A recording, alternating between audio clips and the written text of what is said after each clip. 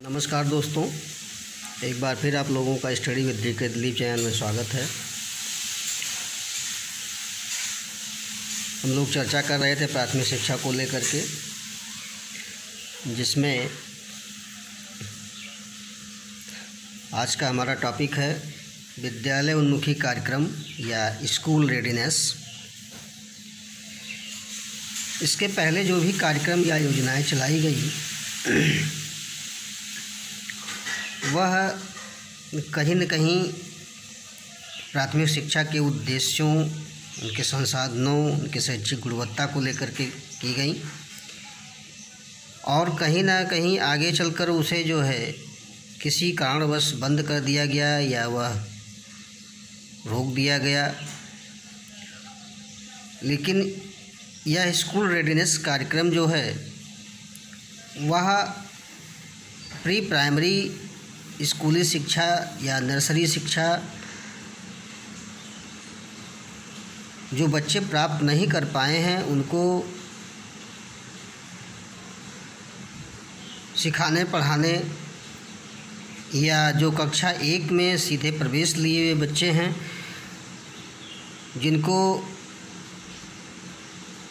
शिक्षा के प्रति या विद्यालय के प्रति अरुचि है या हीनता की भावना उत्पन्न हो गई है, उनके लिए इस कार्यक्रम को चलाया गया और यह कहा गया कि जो बच्चे सीधे कक्षा 1 में प्रवेश लेते हैं वह इन बच्चों से जो आंगनबाड़ी या बालवाड़ी या नर्सरी स्कूलों से आए हुए रहते हैं उनकी अपेक्षा वह कम सीख पाते हैं या कम सामंजस्य बना पाते हैं उन बच्चों के साथ। तो ऐसे बच्चों के लिए स्कूल रेडीनेस कार्यक्रम को चलाया गया।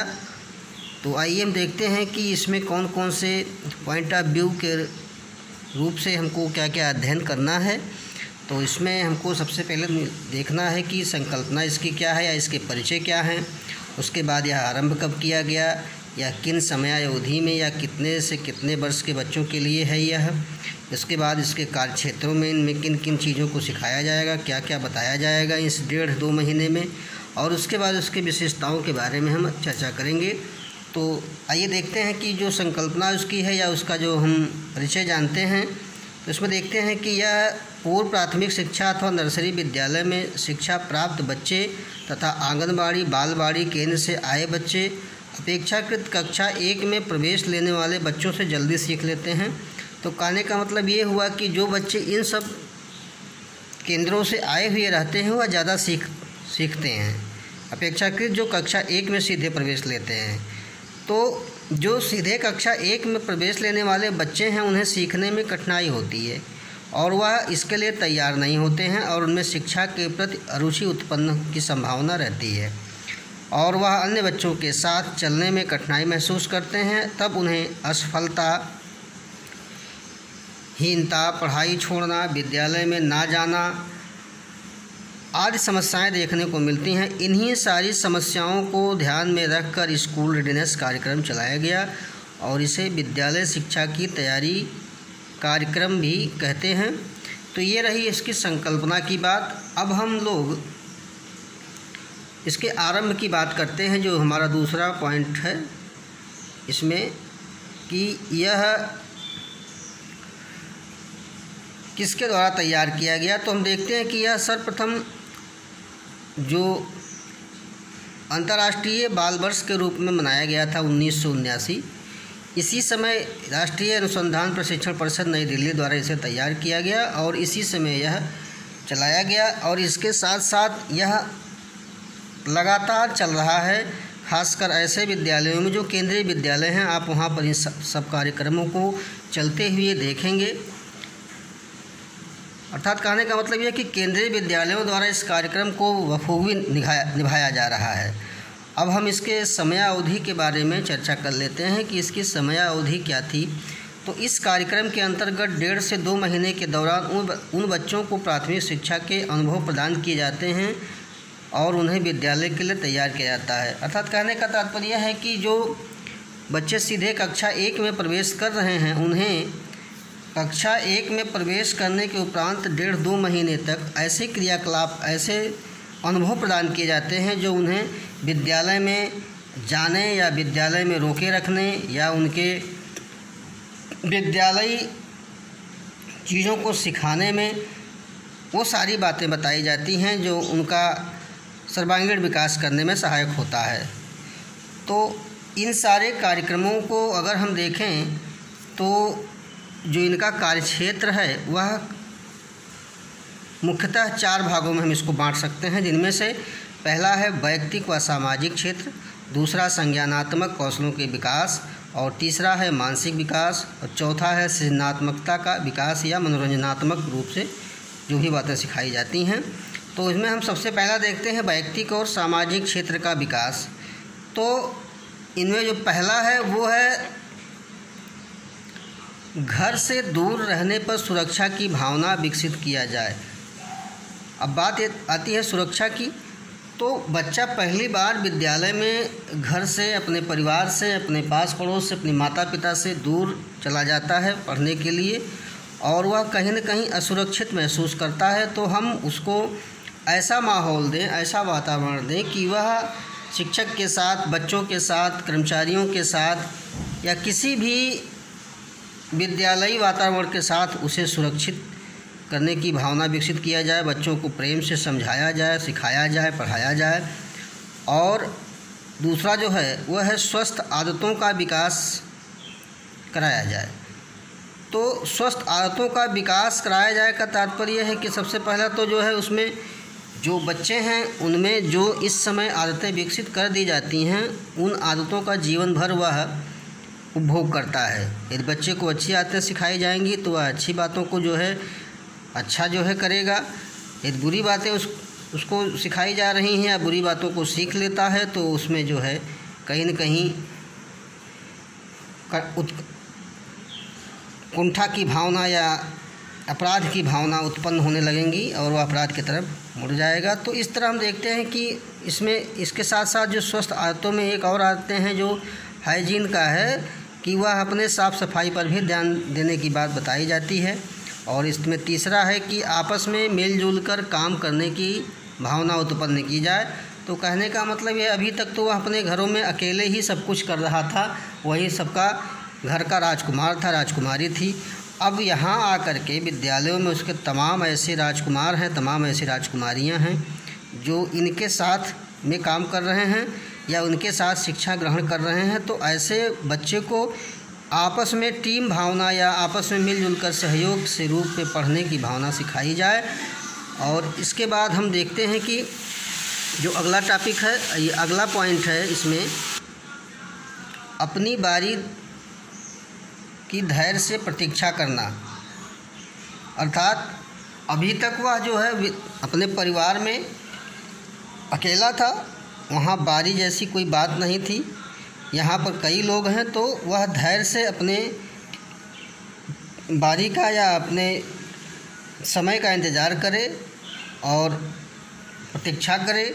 और अगला है दूसरों का सम्मान करना सीखे। सबसे बड़ी बात यह है कि इस समय बच्चों को सम्मान करना सिखाने की बात कही गई और आपस में सहयोग की भावना, सम्मान की भावना के साथ स्कूल में आने पढ़ने की भावना विकसित की जाए। और अगला है स्वयं की व सार्वजनिक वस्तुओं की सुरक्षा करना सीखे। तो कहने का मतलब यह है कि स्वयं की और सार्वजनिक वस्तुओं की, स्वयं का तात्पर्य है कि अपने कपड़े लत्ते, अपने जूते, अपने बैग, अपनी किताबें, इन सारी चीज़ों को सुरक्षित करे वो। और साथ साथ जो विद्यालय में सार्वजनिक वस्तुएं हैं, चाहे वह बेंच हो, कुर्सी हो, प्लेग्राउंड में जो भी खेल के सामान हैं, झूला है या जो भी चीज़ें हैं, उनको सुरक्षित करने की बात सिखाई जाए। इससे उसके अंदर सुरक्षा की भावना या संग्रह करने की भावना, संजोने की भावना उत्पन्न होगी। और अगला है व्यक्तिगत व वातावरण की स्वच्छता की जागरूकता पैदा किया जाए। तो व्यक्तिगत रूप से स्वच्छता की बात की जाए, अपने बैग, अपने सारी चीज़ों को सुरक्षित रखे वो। और इसके साथ साथ वातावरण की स्वच्छता की ही बात की गई, अपने वातावरण, अपने विद्यालयों को सुरक्षित करने की बात, स्वच्छ रखने की बात, साफ़ सफाई, बेंच, किताबें इत्यादि जो भी चीज़ें हैं उसकी, चाहे वह विद्यालय की हों चाहे वह अपनी हों, जो अपने में इस्तेमाल करता है, इन सारी चीज़ों को वह जो है स्वच्छता या स्वच्छ रखे, साफ़ सुथरा रखे इसके साथ साथ में अगर हम ये देखते हैं कि जो इसमें दूसरा पॉइंट है वो है मानसिक विकास। तो मानसिक विकास में हम क्या करते हैं कि इसका मानसिक स्तर में वृद्धि का प्रयास किया जाता है। तो इनमें जो सबसे पहली बात देखने को मिल रही कि ध्वनि विभेद करना सिखाया जाए। तो ध्वनि विभेद करने की बात, जैसे किसी बच्चे को जो अक्षर हैं या वर्ण हैं उनमें अंतर करने के सिखाने की बात कही गई है। जैसे का है, खा है, ग है, ऐसे ही कुछ ऐसे वर्ण हैं जो उनमें वह स्पष्ट रूप से भेद नहीं कर पाता है।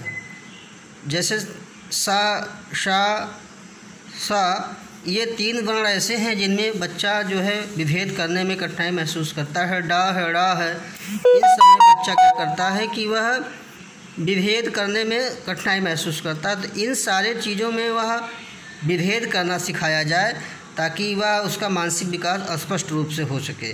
और इसमें जो दूसरा है वह है ध्वनि व दृश्य में संबंध या सहचर्य स्थापित करने की बात की गई। अब हमने ध्वनियों को विभेद करने की बात सिखा दी, अब उसको हम ध्वनियों के साथ जो दृश्य वस्तुएं हैं, जो इमेज है, उनमें सहचर्य स्थापित करने की बात सिखाई जाए।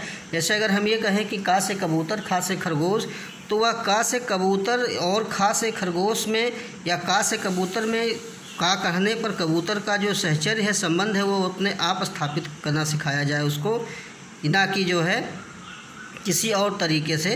तो इस तरह से हम देखते हैं कि साउंड और इमेज दोनों में संबंध बनाया जाए ताकि बच्चों में शब्द भंडार की वृद्धि हो, उससे मौखिक अभिव्यक्ति की वृद्धि हो। तो इसमें हम अगला पॉइंट यही देखते हैं कि शब्द भंडार में वृद्धि करने की बात व मौखिक अभिव्यक्ति की बात की गई। अगर हम उसको का से कबूतर सिखा दिए हैं तो ऐसा नहीं कि केवल का से कबूतर ही होता है, किताबें भी होती हैं, कॉपी भी होता है, कलम भी होता है, बहुत सारी चीज़ें होती हैं। जो बच्चों में मौखिक अभिवृद्धि की बात की जाए या मौखिक अभिव्यक्ति की बात की जाए, केवल शब्दों को सिखाने पर ही हम बल नहीं देते हैं, बल्कि जो भी चीज़ें उसको सिखाई जाएं वह उसे मौखिक रूप से अभिव्यक्त करना भी सीख ले। तो इस प्रकार से हम देखते हैं कि शब्द भंडार में वृद्धि, ध्वनि दृश्य में संबंध स्थापित करना, ध्वनि विभेद करना, इन सारी चीज़ों को हम मानसिक विकास में सिखाते हैं। इसके बाद हम एक देखते हैं कि जो है पर्याप्त समय तक किसी बात पर ध्यान देने की बात सिखाई जाए। अर्थात कोई भी बात उसको अगर बताई जाए तो वह उस बात पर पर्याप्त रूप से ध्यान दे रहा है, ध्यान लगा पा रहा है कि नहीं लगा पा रहा है, इसके बारे में उसको क्लियर किया जाए। और उसके बाद है बाएं से दाएं सिखाना, अर्थात दिशा बोध की बात सिखाई जाती है कि बेटा बाएं देखो, दाएं देखो, इस टाइप से जो भी चीज़ें हैं उसको हम दिशा बोध की बात बताते हैं। जैसे कहते हैं बच्चा बाएं हाथ से लिखता है, बच्चा बाएं हाथ से खाता है, तो इस चीज़ का ज्ञान हम बाएं दाएं से उसको सिखा सकते हैं। बाएं देखो, दाएं देखो, और इशारे से हम उसको समझा सकते हैं। उसके बाद है अगला पुस्तकों का सही ढंग से प्रयोग। अब उसको पुस्तकें कैसे रखनी है, कैसे पढ़नी है, तो इसका भी हमको इस मानसिक विकास में ज्ञान कराना रहता है, जिनमें किताबें किस तरह रखी जाएं, पन्ने न मुड़ने पाएँ, किताबों को कवर करके रखा जाए या उनका सही ढंग से उपयोग किया जाए, उसको गंदा ना किया जाए, इन सारी चीज़ों का ज्ञान कराया जाए। और उसके बाद अगला है आँख व हाथ में सामंजस्य का अभ्यास कराना। तो कहने का मतलब यह है कि जो हमने उसको आँखों से देखने की बात की गई है और उस हाथों से दोनों को मिला करके जो सामंजस्य की बात की जा रही है, तो अगर हमने उससे कहा कि बेटा थर्मस को ले आओ, तो थर्मस को लाने के लिए सबसे पहले वह क्या करेगा, आँख का इस्तेमाल करेगा और उस आँख के द्वारा थर्मस को देखेगा या किताब को देखेगा या बच्चे को देखेगा, फिर उसके बारे में उस हाथ से उसका जो है इंडिकेशन करेगा, इशारा करेगा कि ये फला वस्तु यहाँ पर है या फला व्यक्ति यहाँ पर है। तो इस तरह से आँख और हाथ दोनों का सामंजस्य स्थापित करने की बात कही गई। और इसमें जो अगला है अक्षरों के आकारों को पहचानना, अर्थात जैसे मान लीजिए किसी बच्चे को हमने गिनती बता दिया या वर्णमाला सिखा दिया, तो उसको पहचानने की बात कराई जाए, केवल पहचानने की बात कराई जाए। लिखाना पढ़ाना हम उसको बाद में कराएंगे यहाँ पर। तो हम ऐसे कह सकते हैं कि अगर 2 का 3 का या 1 2 3 करके हमने उसको बताया है तो वह उसको पहचानना सीख जाए और लिखाना उसके बाद में कराते हैं। अब इसके बाद हम देखते हैं कि वैयक्तिक और सामाजिक विकास के साथ साथ मानसिक विकास हमने देखा। उसके बाद हम देखते हैं कि संज्ञानात्मक कौशलों का विकास। तो संज्ञानात्मक कौशलों के विकास में अगर हम यह देखें तो इनमें देखते हैं कि विभिन्न क्रियाओं द्वारा, बहुत सारे कौशलों द्वारा मानसिक शक्तियों का विकास कराने की बात की जाती है।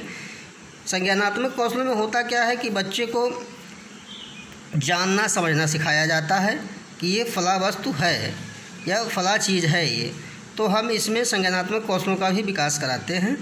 और तो इसमें हम देखते हैं कि विभिन्न क्रियाओं द्वारा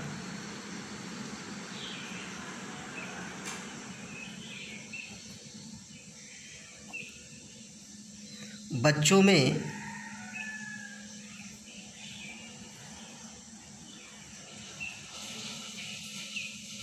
मानसिक कौशलों, बोधों तथा मानसिक शक्तियों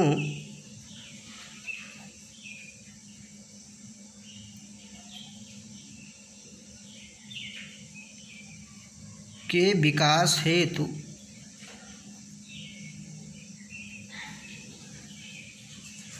प्रयास किया जाता है। अब इसके बाद है सृजनात्मकता का विकास। तो सृजनात्मकता का विकास में हम इन चीज़ों को बताते हैं, जैसे बच्चे को नाचना, गाना, खेल या शाब्दिक अशाब्दिक रूप से अपने कौशल को प्रदर्शित करना क्रियाओं द्वारा, कागज़ से नाव बनाना, कपड़े से कुछ बनाना, बागवानी कराना, फूल लगाना इत्यादि जो भी चीज़ें हैं उसके द्वारा उसमें जो है सृजन की क्षमता का विकास कराते हैं। तो इसमें हमको जो चीज़ें देखने को मिल रही हैं, तो इसमें सबसे पहला है कि हम उसे नाचना, गाना,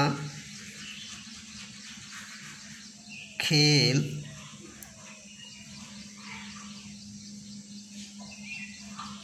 शाब्दिक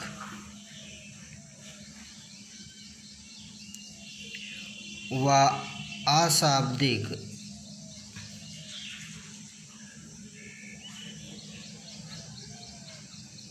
भाषा कौशलों से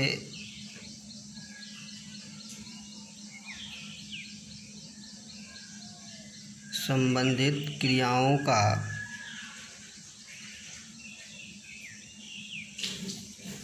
अभ्यास कराया जाता है।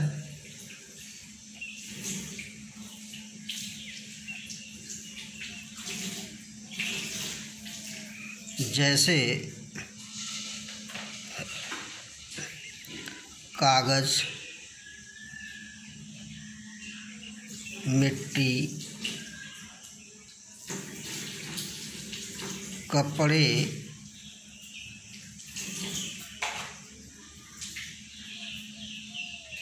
के टुकड़ों, व्यर्थ की वस्तुओं,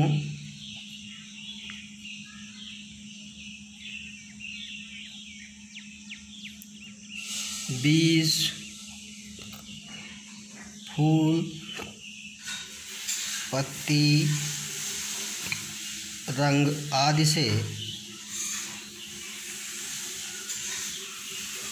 से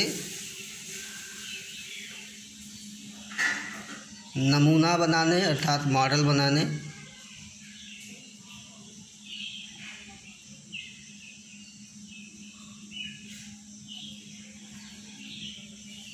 की क्रिया कराई जाती है।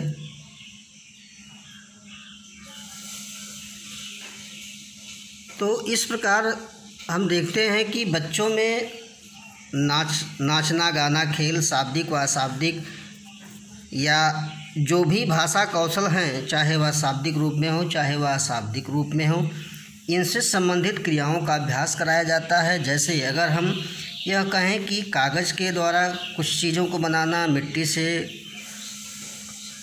खिलौने बनाना या घर बनाना, कपड़े के टुकड़ों से कुछ गुड़िया बनाना, या जो भी व्यर्थ की वस्तुएं हैं उन सारी चीज़ों से कोई नमूना बनाना, आज सारी क्रियाएं हम सृजन शक्ति के विकास में कर सकते हैं। तो इस तरह हम देखते हैं कि बच्चों का जो स्कूल रेडीनेस कार्यक्रम है उसके द्वारा हमने 4 कार्यक्षेत्रों के अध्ययन को जो है देखा, जिनमें व्यक्तिक व सामाजिक पक्ष था, मानसिक पक्ष था, संज्ञानात्मक पक्ष था और सृजनात्मक पक्ष था। तो इन सारे पक्षों को देखने के बाद हम अगर यह कहें स्कूल रेडीनेस कार्यक्रम जो है बच्चों के सर्वांगीण विकास के लिए आवश्यक है और वह कहीं न कहीं शारीरिक, सामाजिक, संवेगात्मक और मानसिक संपूर्ण रूप से तैयार करने की बात करता है। और ऐसे बच्चों को जो विद्यालय में डायरेक्ट जो है कक्षा 1 में प्रवेश कर जाते हैं, उनको इन सारे चीज़ों को सिखाया पढ़ाया जाता है। तो हम इसको एक बार रिवाइज कर लेते हैं कि इन सारे चीज़ों में फिर से एक बार क्या क्या चीज़ें थीं। विद्यालय उन्मुखी कार्यक्रम देख रहे हैं आप, स्कूल रेडीनेस। हमने इसके 5 पॉइंट ऑफ व्यू को देखा, जिनमें सबसे पहला था परिचय इसका या संकल्पना इसकी कही जा सकती है। इनमें वो ऐसे बच्चे थे जो डायरेक्ट कक्षा 1 में प्रवेश करने की बात कही गई और वो विद्यालय में आते हैं। और दूसरा है इसका प्रारंभ 1979 में किया गया। अंतर्राष्ट्रीय बाल वर्ष उस समय मनाया जाता था, उसी समय जो है मनाया गया था। राष्ट्रीय अनुसंधान प्रशिक्षण नई दिल्ली द्वारा यह तैयार किया गया और इसकी समयावधि जो थी वह 1.5 से 2 महीने के दौरान उन बच्चों को जो प्राथमिक शिक्षा नहीं प्राप्त कर पा रहे थे, प्री प्राइमरी, उनके लिए तैयार किया गया था। और इसका जो कार्यक्षेत्र है वह व्यक्तिक, सामाजिक क्षेत्र, जिनमें हमने उसे स्वस्थ आदतों का, आपस में मिलजुल कर रहने का, घर से दूर रहने पर सुरक्षा की भावना इत्यादि जैसी चीज़ों को हमने सिखाया पढ़ाया इनमें। और इसके बाद सम्मान जैसी बातें या स्वयं की वस्तुओं को सुरक्षित रखना, सार्वजनिक वस्तुओं को सुरक्षित रखना, इसके साथ साथ व्यक्तिगत वातावरण के स्वच्छता की बात, जागरूकता की बात बताई जाती है। और इसके बाद है मानसिक विकास। तो मानसिक विकास में हमने इसको जो है ध्वनि विभेद करने की बात बताई, ध्वनि दृश्य में संबंध स्थापित करने की बात बताई, शब्द भंडार में वृद्धि और उसको व्यक्त करने की बात, और किसी बात पर पर्याप्त समय तक ध्यान देने की बात सिखाई जाए। बाएं से दाएं दिशाबोध का ज्ञान, पुस्तकों का सही ढंग से प्रयोग की बात, और आँख हाथ का सामंजस्य कराया जाए, अक्षर के आकारों को पहचानवाया जाए। इसके साथ साथ हमने देखा कि संज्ञानात्मक कौशल, सृजनात्मक विकास। अब हम इसके महत्व के बारे में देखते हैं कि इसकी क्या विशेषताएं थी, क्या बातें निकल कर आती हैं। तो हम यह देखते हैं कि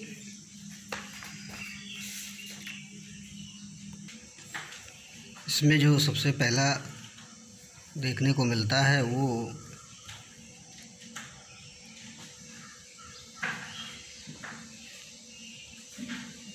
कक्षा 1 में प्रवेश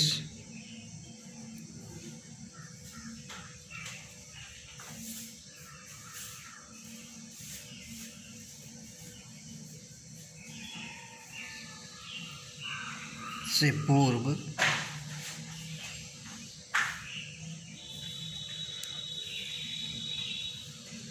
पढ़ने के लिए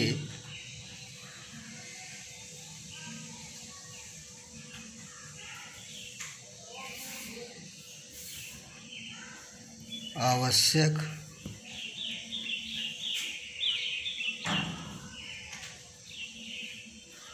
कौशलों का विकास हो जाता है।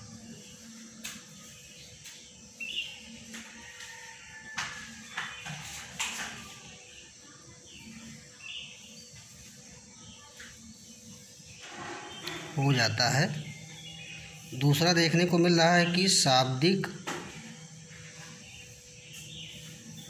व आंकिक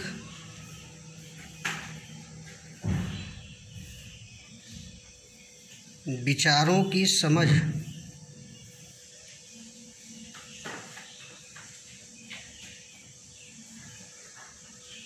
विकसित होती है।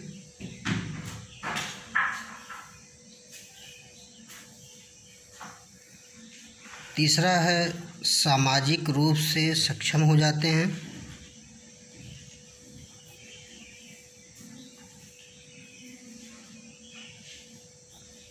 चौथा है प्राथमिक कक्षाओं में अधिक सफलता मिलने लगती है।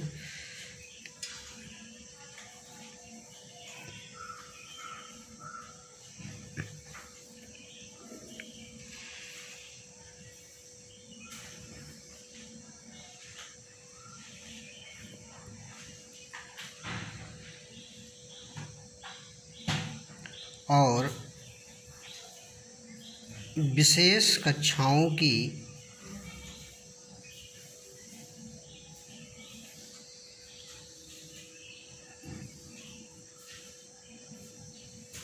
आवश्यकता कम हो जाती है।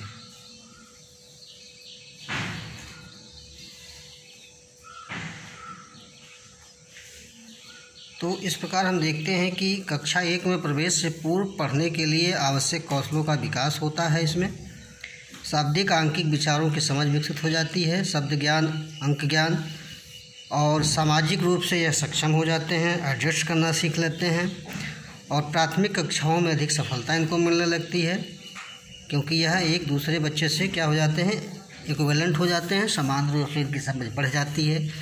और तो अंतिम है विशेष कक्षाओं, अर्थात विशिष्ट जो बालक होते हैं उनके लिए जो भी चीज़ें हैं वह कम करनी पड़ती हैं, चाहे वह